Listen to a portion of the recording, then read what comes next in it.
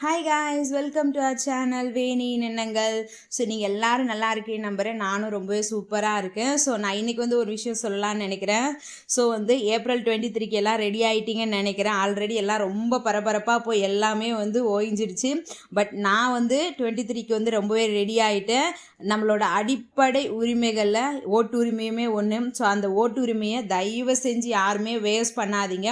ஓட்டு போடுற வயசு இருக்கிற ஓட்டு ஐடென்டி கார்டு எல்லாருமே கம்பல்சரி கண்டிப்பாக போய் ஓட்டு போடுங்க. நான் போட்டால் மாறிடுமா அப்படின்னு யாருமே கேட்காதீங்க.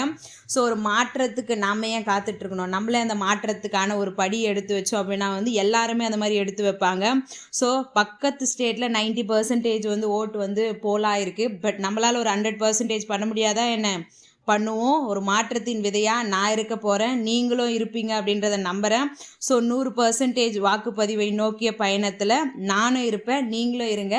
சந்திக்கலாம் ஏப்ரல் 23. தேங்க்ஸ் ஃபார் வாட்சிங்.